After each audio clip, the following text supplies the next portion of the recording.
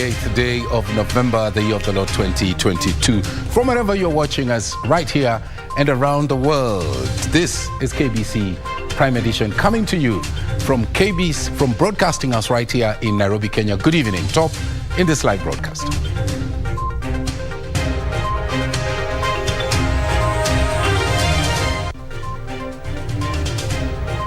The center managers, supervisors, and the invigilators were taken through a process where each and every one of them was made to understand what he or she is supposed to do this day.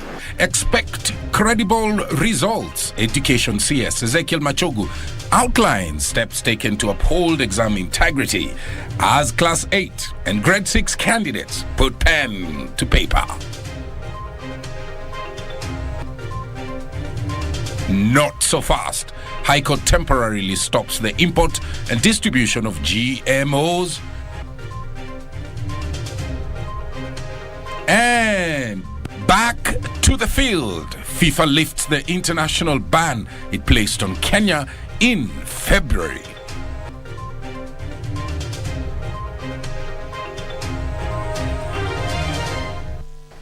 Thank you very much for joining us. My name is Mboya. Our sign language interpreter tonight is Susan Thuko. Our socials at KBC Channel 1, and my Twitter handle is at Mboya24. Now, let's begin with our top story. Education Cabinet Secretary Ezekiel Machogu has assured Kenyans that watertight measures have been put in place to protect the integrity of the ongoing national examinations. Machogu made the remarks when he led a multi-ministerial supervision of the Kenya Certificate of Primary Education and the Kenya Primary School Education Assessment Examinations, which got underway Monday. Here is that report. Early Monday, and education stakeholders are at hand to set the ball rolling and get the 2022 KCPE and KPSEA underway. Education Cabinet Secretary Ezekiel Machogu was in Vita, Mombasa County, where he assured the country that the government will oversee a credible examination process. We have now personnel, invigilators and the supervisors and the center managers. And the center managers, supervisors, and the invigilators were taken through a process where each and every one of them was made to understand what he or she is supposed to do this day. This year, the examination process is seeing the addition of the Kenya Primary School Education Assessment, in which some 1.3 million Grade 6 candidates are looking to progress to junior secondary school. We've agreed as a government that integrity, the exercise must be conducted with the highest integrity possible so that we avoid any interference with the examination. Kenyans need to know that the moment your exams are questioned, it places a blot on the integrity of your professionals across the world. KPSEA exam will account for only 40% of the final score. The other 60% will be derived from class-based continuous assessment tests conducted in grade 4, 5 and 6 respectively. We have provided transport to each and every center, including areas which are not accessible. We have helicopters which will be able to dispatch the examination papers. We have deployed the invisible and visible officers. There are those who are around which are seen and those which are not seen. So adequate measures have been placed to curb irregularities and malpractices and monkey businesses towards these exams. The system is a departure from KCPE regime where candidates are rated out of 100%. On Monday, the candidates sat for the mathematics, English and composition papers. On Tuesday, they will sit for the science, Kiswahili and Insha papers before wrapping up the exams on Thursday with social studies and religious education examinations. Ben Chumba, Prime Edition. Well, the KBC fraternity wishes the people success in their exams. Now, on to not a very pleasant story. 2 families in Githunguri, Kiambu, are awaiting post-mortem to ascertain the deaths of their kin who were to sit for the Kenya Certificate of Primary Education, which got underway Monday. As I indicated earlier there, the 2 pupils are said to have drowned while away on a school trip just 2 days before the commencement of the national examinations. Here's that report. According to Esther Wangui, a parent to one of the deceased pupils, none of the parents was aware that pupils were on a field trip and were shocked to receive the sad call. Nanikasirisha ni up to date. Wajai nipigia simu, wajai niambia kulienda aje, sijai kuwa na clear information. Kila kitu ikaonekana tu haiwezekani. Mimi nikakuwa tu impatient, hapana, nikachukua motorbike. Nikaambia watu nipelekeni mnionyeshe polisi, at least niende ni report mimi mtoto wangu alikufia shule. Walimpeleka trip bila idhini yangu. Juu hata hiyo sio trip, mimi sijui ni nini kwa alikuwa ameenda kuona.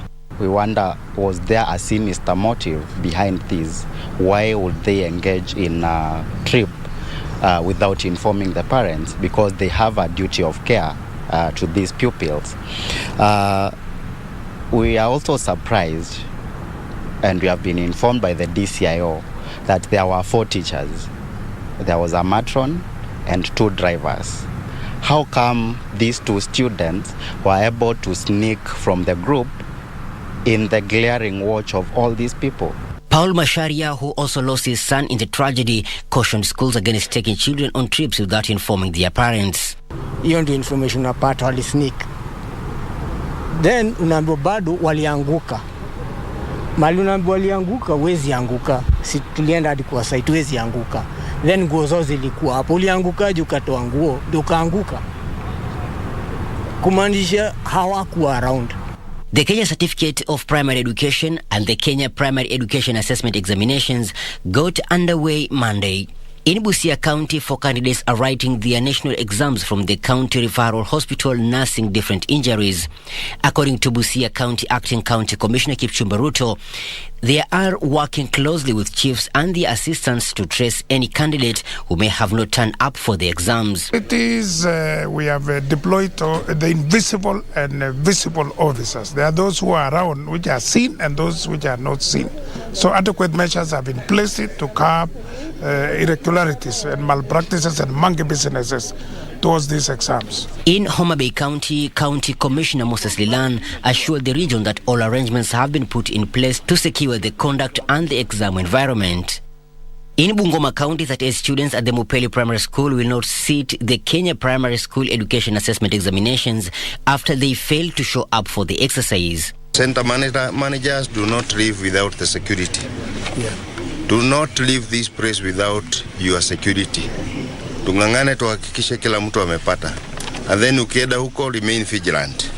The head teacher said the missing candidates may have been affected by transfers attributed to coronavirus pandemic. Michael Mondiga for Prime Edition, Mombasa County. Now, there's an item here on geopolitics, and Kenya has reaffirmed its unwavering support towards finding a lasting peaceful solution to the ongoing conflicts in the eastern region of the Democratic Republic of Congo. Addressing the official opening of the 3rd inter-Congolese consultations in Nairobi, Kenya, President William Ruto called on the East African community to foster closer cooperation and greater capacity to collaborate with other regional as well as international partners so as to effectively counter the threat that various armed groups continue to pose. The EAC-led Nairobi process is also being attended by the chair of the East African Community, Evariste Ndayishimiye, among other heads of state.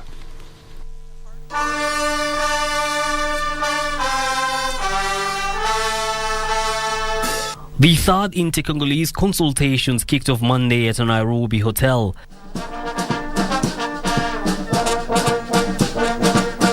President William Ruto, who graced the official opening, acknowledged the progress made so far in facilitating dialogue, negotiation and the peaceful resolution of the conflict in the Democratic Republic of Congo, even as he reiterated Kenya's commitment towards the process. My government assures you, Your Excellency, and the people of the Democratic Republic of Congo, as well as the entire East African region and Africa at large, of Kenya's unwavering support and of our determination to stay this course together until the job is done. Mr. President, you are not alone, and I want you to let our brothers and sisters in the DRC to know that they are not alone. Ruto also called on fellow East African heads of state to seize every opportunity for collaboration and enhancement of the bonds of fraternity, purposive friendship and strategic cooperation for the mutual benefit of the Republic of Congo and the entire East African community. We shall seize every opportunity that comes our way to collaborate in enhancing our capacity of transformative collective action. I also take this opportunity to strongly reiterate the call for EAC member states, our partners, and other stakeholders to act swiftly on respective commitments that we have been made. It is therefore in the interest of all of us to stay the course and not let the situation be a perennial problem. On this, you can count on Rwanda's full support. The peaceful solution should be the outcome of the dialogue. That's why we are determined to work together. Over the past month, the head of states of the East African community has done all the efforts necessary to restore peace and security in Eastern DRC. We have to, for once and for good, to make efforts to give chances to our common desire to rebuild together our country. Kenya's former President Uhuru Kenyatta, who is the facilitator of the Nairobi process and the peace envoy for the DRC, reiterated that for the eastern DRC region to realize peace, it must start with the willpower of the warring parties to cease conflict and participate in peace dialogues, even as the region plays its part to facilitate the process. Nyinyi wenyewe mkubali ya kwamba nchi ni yenu na mnaitakia amani na mnataka sasa majembe, vyombo vya kujenga manyumba, muweze kuhakikisha ya kwamba utajiri wa Kongo ni wa kuwasaidia, sio wa kumwaga damu zenu. The third inter-Congolese dialogue will run until Saturday, December 3rd, 2022. It is being held with a focus on accelerating efforts to attain sustainable peace and security in Eastern DRC. Yusufar reporting for Prime Edition. Well. Professor Kindiki makes a promise to the Nairobi residents. Plus, what happened also in Parliament in regards to the Cherera 4? Well, we will be looking at those stories when we come back after this short break. Do stay with us.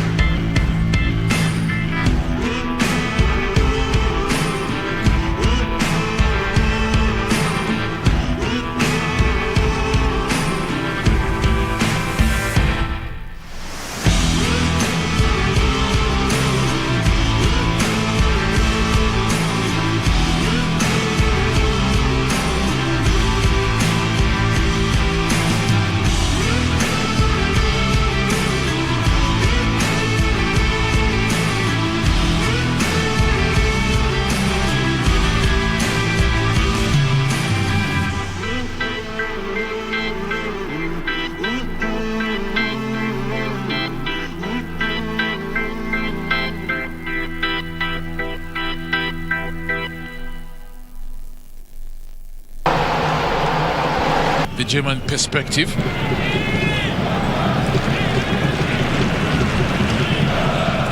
Certainly a point of reference in terms of anytime the Germans are looking for a chance to get a shot or build up from the midfield, always wanted to look for him, and there, chance play. So much coming to the fore in terms of showing up something here, but at the edge of the box, they've got a chance here. It was a situation of too little, too late. The Japanese tried as much as possible to hope to get an equalizer towards the closing stages of the match. A messy run that needed a bit of scramble for it to be served. Welcome to the living room stadium. It's the FIFA World Cup. The match is about to start. Food and drink ready. There's no space left for anyone. Come on, get your lucky chair. Take your usual spot. Even the puppy has one. It's preparation time. You can feel the tension in the air. And do you have everything you need to believe?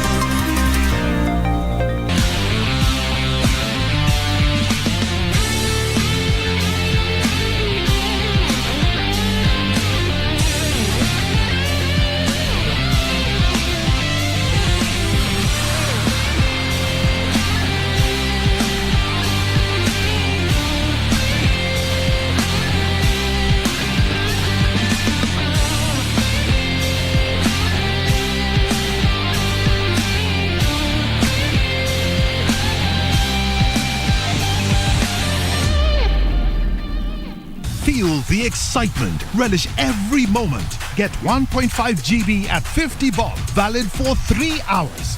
Furahia futa. Dial *544 hash. Make chaguo smarter na Airtel, the most affordable network. In a desperate attempt to win up against Croatia in Belgium.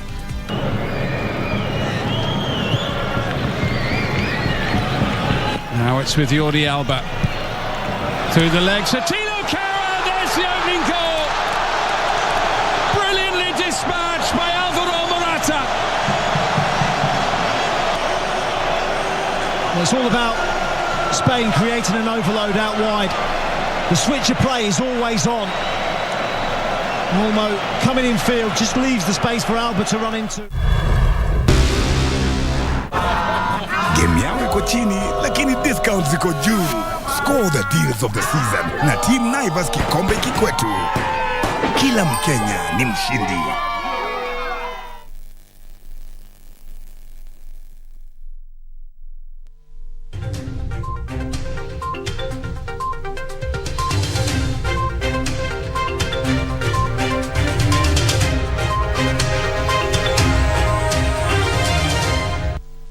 Welcome back, our socials at KBC Channel 1, my Twitter handle at Tomboya24. On to security matters, Interior Cabinet Secretary Professor Kindiki Kithure has assured Nairobi residents of government's commitment to maintain security in the capital city and also in other parts of the country. Professor Kindiki affirmed that government will not rest until criminals making the streets unsafe are lawfully dealt with. He made those remarks and the pledge on Monday in the afternoon when he took a walk around the Nairobi Central Business District, where he also interacted with the people on the ground. Wananchi. We cannot surrender this city or this country to criminals. The government will not allow criminals to run roughshod on citizens. And I am asking all those who are still not converted, those who are still pursuing crime, they must stop immediately, because we are coming to you wherever you are. And this operation, this activity is not ending anytime soon. We want a peaceful country. We want wananchi to go about their businesses without fear of their lives and their property. And I want to thank our security forces for work well done. I want to thank all those who have cooperated with the police by giving information. Gangs and criminals, we have no discussion with them. We have no conversations with them. We'll just do what the law requires us to do.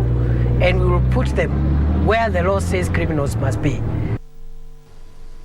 The professor is in town and criminals are on notice. Now let's go to Parliament, where the Independent Electoral and Boundaries Commission Vice Chairperson Juliana Cherera and Commissioner Irene Masit Monday snubbed the parliamentary committee meeting convened to consider a petition seeking their removal from office.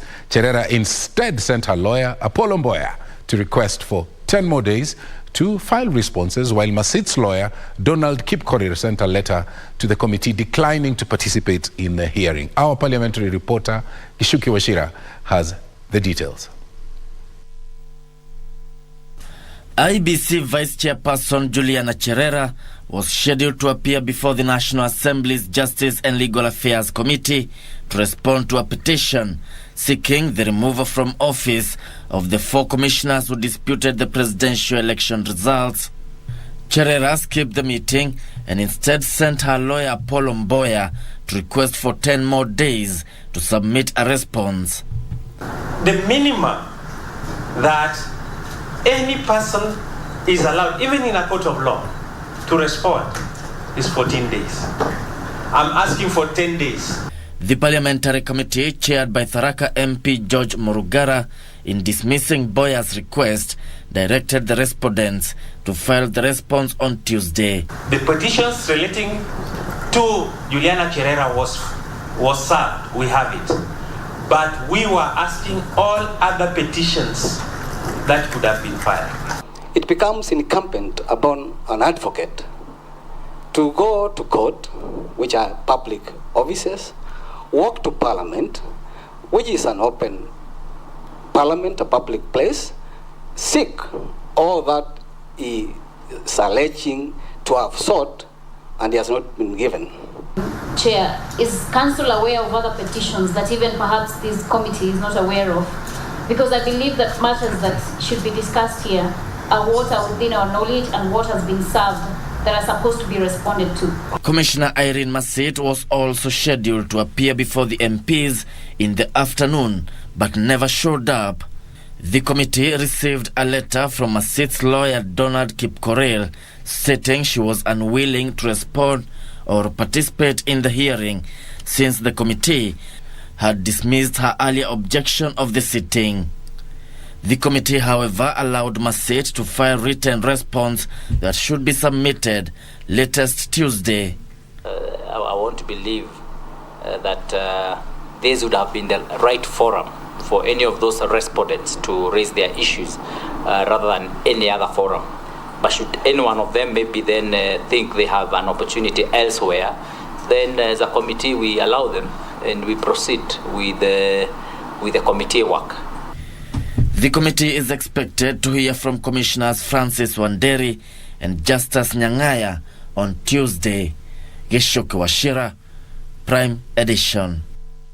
And Tuesday being tomorrow. Now, a group of youth under the banner of Vijana Bila Ukabila have embarked on the last leg of their campaign promoting unity and peace in the country. During the flagging off at Nyayo House, the young men and women urged their peers to be at the forefront of championing initiatives that encourage harmonious coexistence. Vijana Bila Ukabila, supported by National Cohesion and Integration Commission, began their peace and cohesion walk on the 16th of November 2022 in Eldoret, Uasin Gishu County, and they're now headed to the coastal town of Mombasa. Their motive? To spread peace messages as well as thank Kenyans for maintaining calm during and also after the general election that was held recently.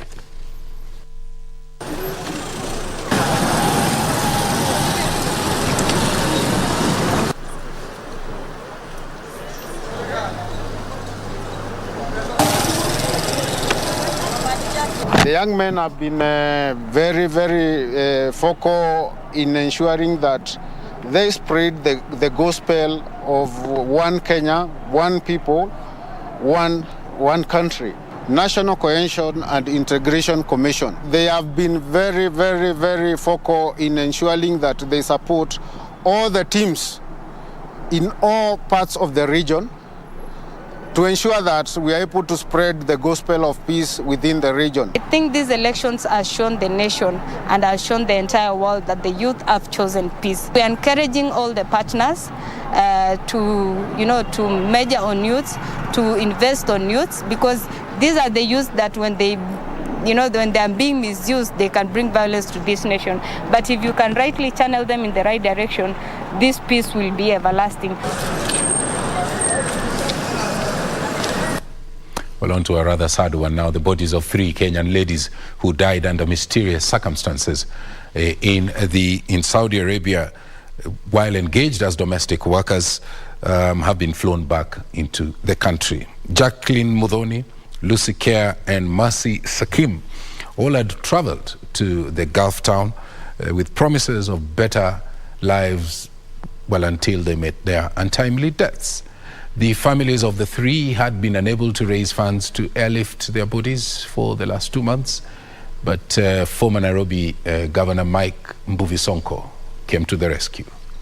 He met the transportation costs. The families are now calling on government to crack hard on rogue agents they are claiming are luring young Kenyans, unsuspecting Kenyans, to their death. And the promises that they're giving those young Kenyans is that there's a good life out there. Pia na wakubwa wazidi kuingilia kati, maana anaenda kule hawarudi wakiwa wazima, wengi wanarudi wakiwa wamelala.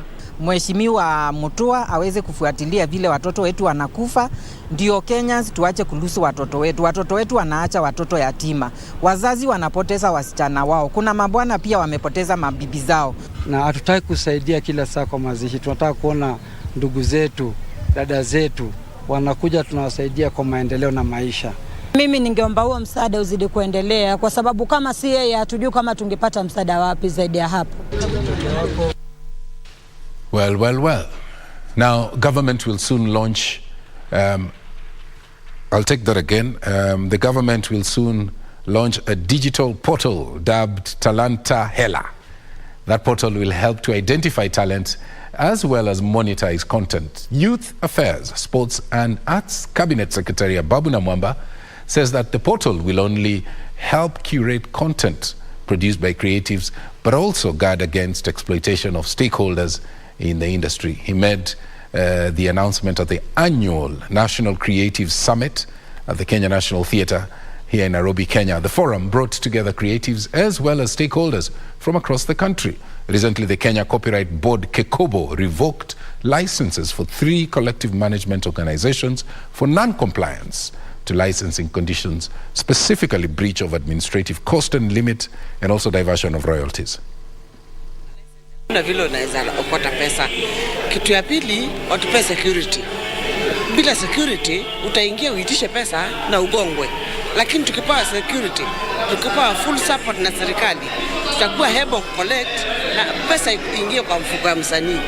So tunaomba kwa heshima yote, vile sisi ameongea tumependa, na juu we are still going back for the negotiations and the talks. So tunaomba tunaendelea vizuri. Lakini tunaomba pia implementation. Unapata tunaongea wa Kenya lakini we don't implement. We need the implementations with immediate effect. Wasanii wanataka pesa mfukoni, so that's the most important thing. So hatuna agenda kubwa sisi, our job is to correct and dispute, simple as that. And that's the spirit. And what we are not talking about putting money in your pockets from anywhere else. We are talking about finding the money that is due to you and routing that money to your pocket. So it's actually pesa mfukoni of money that belongs to you. Government should be facilitating collection of royalties.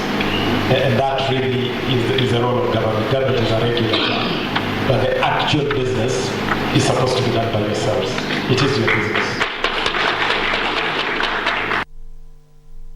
Babu Namwamba has also called for transparency and accountability amongst those who are administering sports in this country. That coming up a little later on in the sports segment.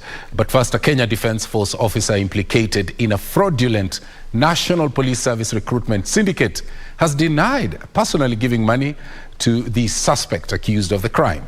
Senior Sergeant Anthony Barongo claims that the cash in question, amounting to 2.4 million shillings, was collected by a relative of Nelson Sereche, who is said to be the mastermind of this scam. Details in our Skills of Justice segment.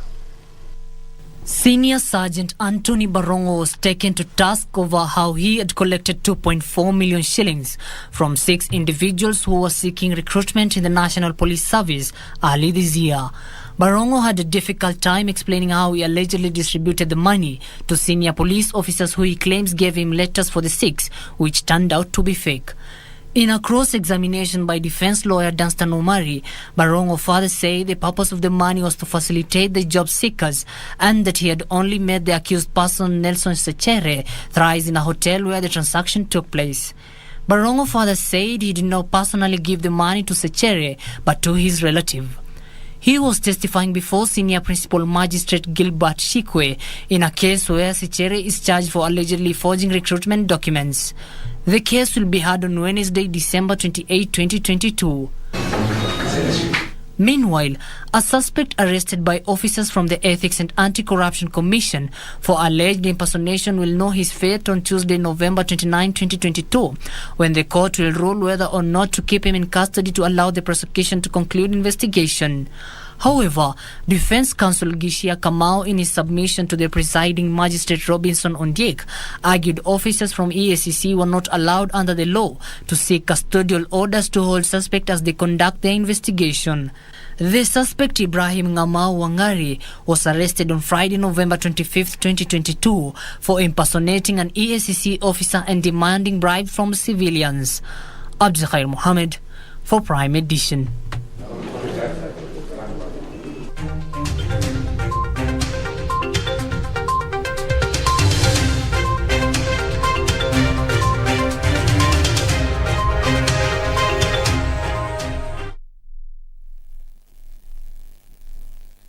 Make transactions anywhere in the world with the NCBA Visa card and stand a chance to win big.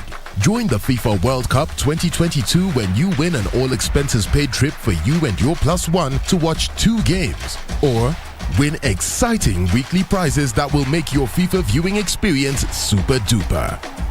All it takes is a swipe or a tap to pay 2,000 Kenya shillings or more with your NCBA Visa debit or credit card. The more you swipe or tap to pay, the higher your chances of winning with 1 point for every 2,000 Kenya shillings spent. Don't miss out. NCBA. Go for it.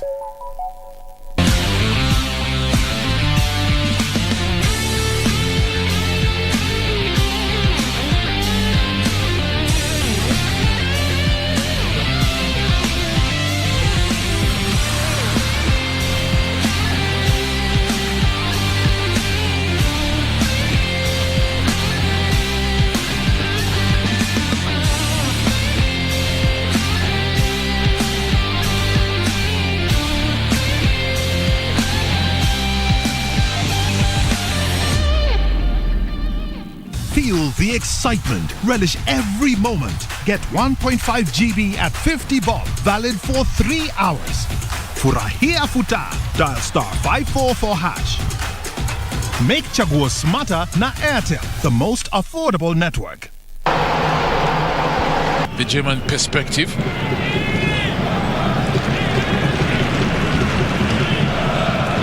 Certainly a point of reference in terms of anytime the Germans are looking for a chance to get a shot or build up from the midfield, always wanted to look for him, and chance player. So much coming to the fore in terms of showing up something here, but at the edge of the box they've got a chance here. Ravi. It was a situation of too little, too late. The Japanese tried as much as possible to hope to get an equalizer towards the closing stages of the match. A messy run that needed a bit of scramble for it to be served. Welcome to the Living Room Stadium.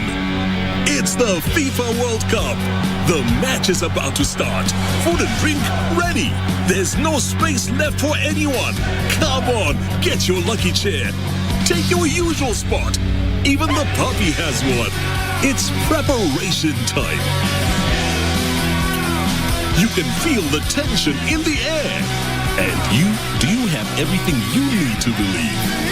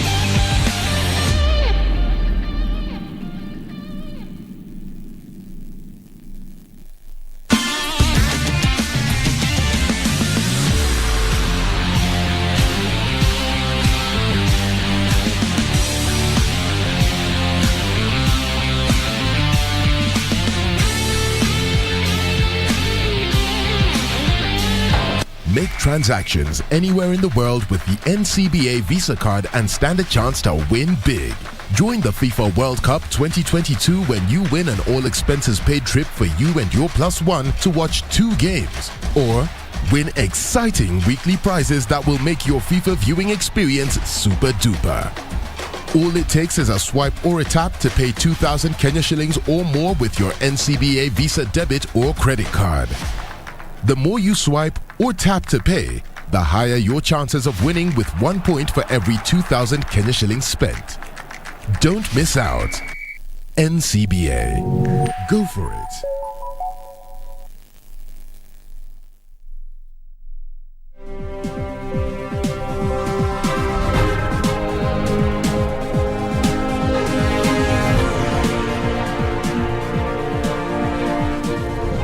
Welcome back to KBC Prime. I'll be driving the business agenda now. The import and distribution of GMOs has been temporarily stopped by High Court. High Court Judge Justice Thande Mugure has suspended a cabinet memo that lifted the ban on GMOs in the country until mid next month. This comes even as Agriculture Cabinet Secretary Mithika Linturi denied a report that the country has already shipped in millions of bags of GMO maize.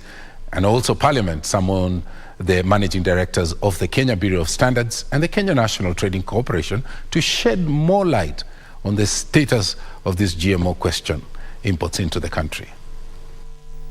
The Kenyan Peasants League had filed a petition against State Law and Cabinet Secretary, Ministry of Agriculture, opposing the importation, cultivation and consumption of genetically modified organisms in Kenya.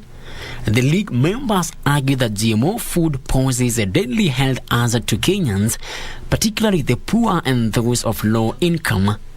In a ruling delivered today, High Court Judge Justice Mugure Thande granted the order's pending hearing and determination of their case objecting government's directive on GMO products in the country.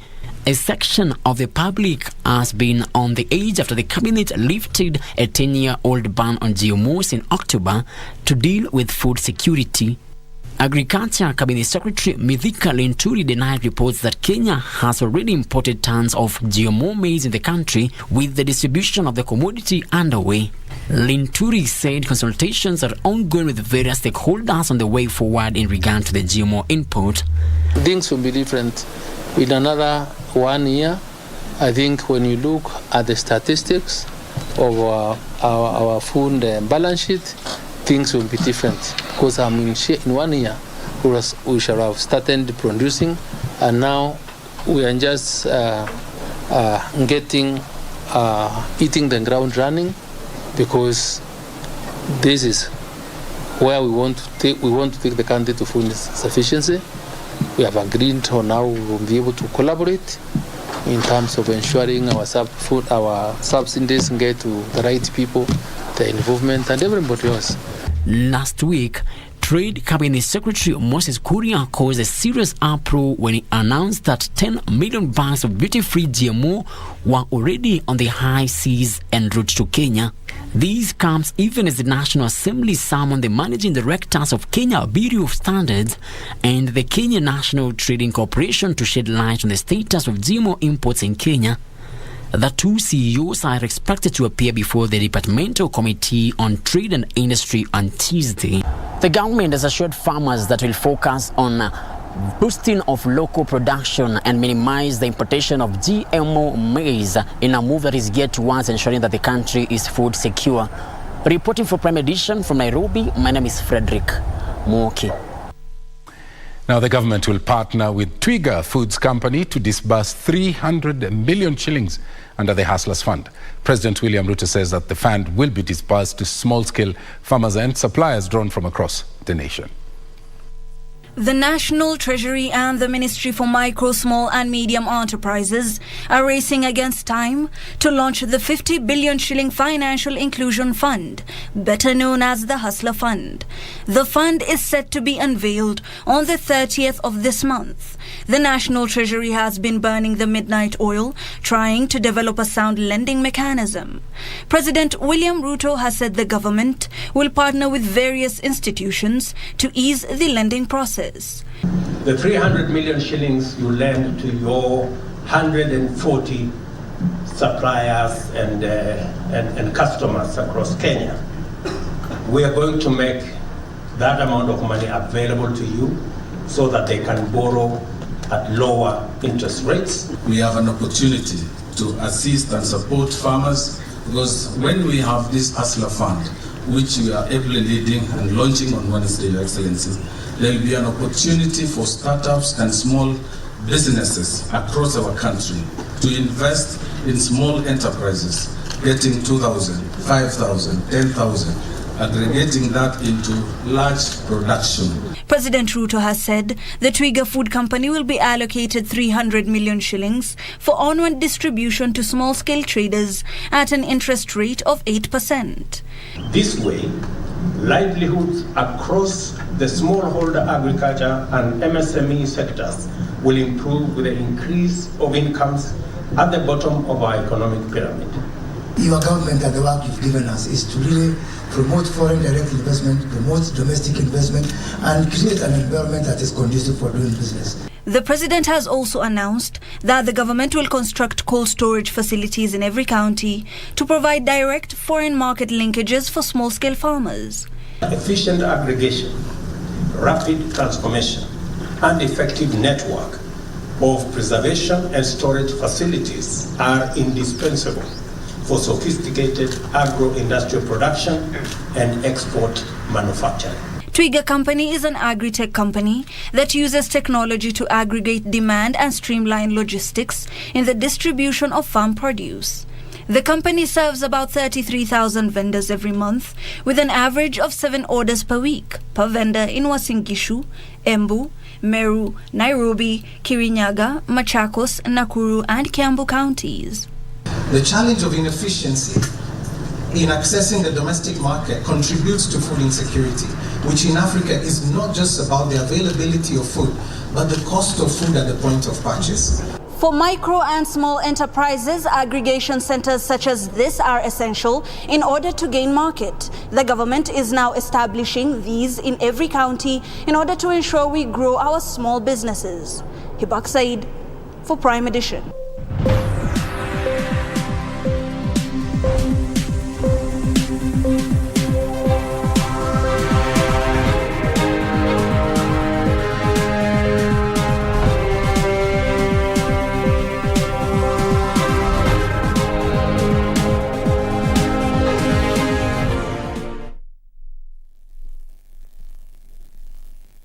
Airtel, the most affordable network.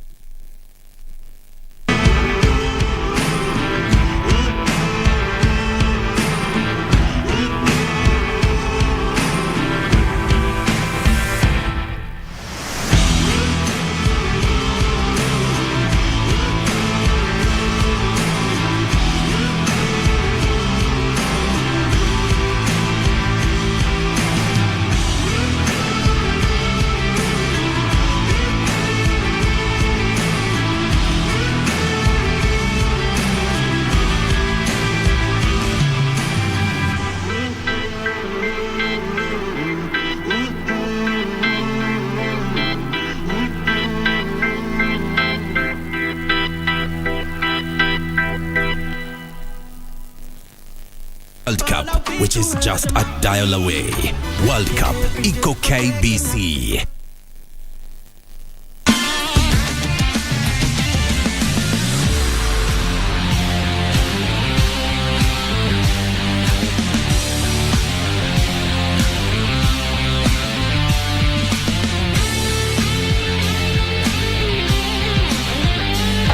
Make transactions anywhere in the world with the NCBA Visa card and stand a chance to win big. Join the FIFA World Cup 2022 when you win an all-expenses-paid trip for you and your +1 to watch 2 games. Or win exciting weekly prizes that will make your FIFA viewing experience super duper. All it takes is a swipe or a tap to pay 2,000 Kenya shillings or more with your NCBA Visa debit or credit card. The more you swipe or tap to pay, the higher your chances of winning with 1 point for every 2,000 Kenya shillings spent. Don't miss out. NCBA.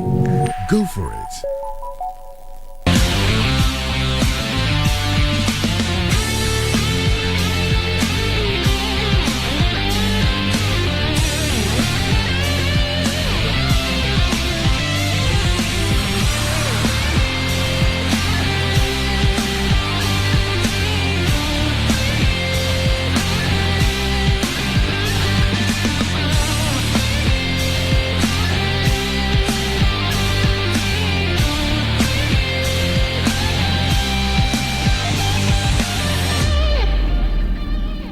Feel the excitement. Relish every moment.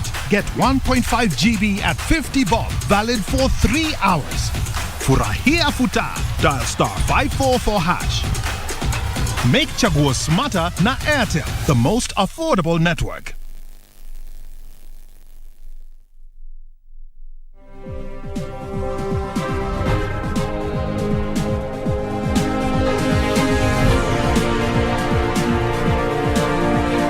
Welcome back. Earnings from tea as is set to hit 63 billion shillings this year, boosted by favorable global prices as well as high demand. Kenya Development Authority has said that Kenya tea will continue to fetch good prices on the international market. KTDA Chair David Ichoho has said that ongoing reforms in the tea subsector have restored farmers' confidence, thereby increasing production and area under tea cultivation in the country. The last 2 years have been good for tea farmers in the country. Favorable prices and high demand has seen the prices of the commodity rise to record levels. The weakening of the Kenyan shilling has further been good news to local farmers. The Kenya Tea Development Authority says the commodity is expected to earn the country record returns this year. Marekebisho ambayo tumefanya ambayo inatuletea faida katika nchi yetu, inatuletea forex exchange. Kikumbuka kwamba sisi ndio tunakuwa namba 1 katika export of tea in the international market. Speaking during the Theta Tea Factory annual general meeting in Gatundu South, Kiambu County, KTDA National Chairman David Ichoho has said the ongoing reforms will help to improve the welfare of tea farmers in the country. In the last 10 months, farmers affiliated to KTDA have sold tea worth 63 billion shillings from the 44 billion shillings the commodity posted in 2021.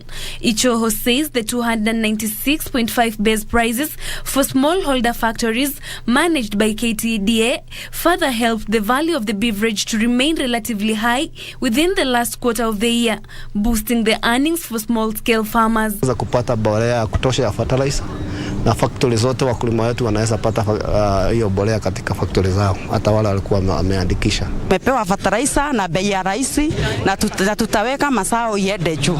The tea agency is seeking to improve tea earnings with the subsidized cost of farm inputs such as fertilizer and seeds. We're going to look for new markets, and the new markets are going to make sure that now we expand the existing markets, and that means that we're going to get more demand for our tea, and we're also going to value add.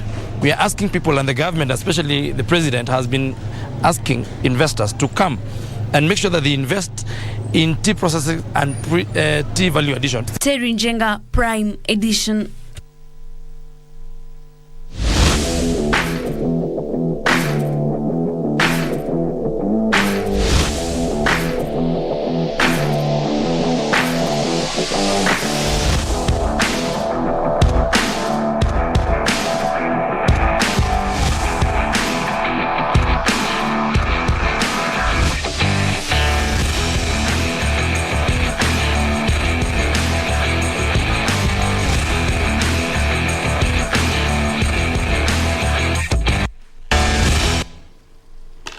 Welcome back. I'm holding the fort for the sports anchor as well. And let's begin. Kenya is back to the international soccer after the World Football Governing Body, FIFA, lifted the ban that it slapped on Kenya, remember, early this year.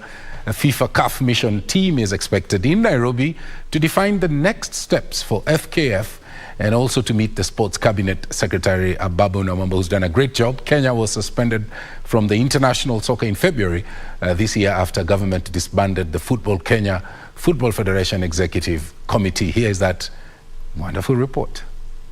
World Soccer Governing Body FIFA confirmed in a letter signed by Secretary General Fatma Samora and addressed to FKF CEO Barry Otieno that the ban has been lifted unconditionally. FIFA says the decision to lift the ban was made following the new Sports Cabinet Secretary's reinstatement of the Federation's Executive Committee. FIFA suspended Kenya in February this year when the Ministry of Sports disbanded the Football Kenya Federation Executive Committee over the misappropriation of funds. A FIFA CAF mission team is expected to be deployed to Nairobi to define the next steps for FKF and meet the newly appointed Cabinet Secretary for Sports to iron out further issues in the country's soccer. The ban prevented Kenya from participating in the 2023 Africa Cup of Nations qualifiers, while the women's team Harambee Starlets failed to play in a two-legged qualifiers for the World Cup against Uganda. Now, Cameroon drew 3-3 with Serbia in their second Group G match at the 2022 FIFA World Cup in Qatar. The team will face Brazil Friday, while Serbia take on Switzerland in their final group match this Friday.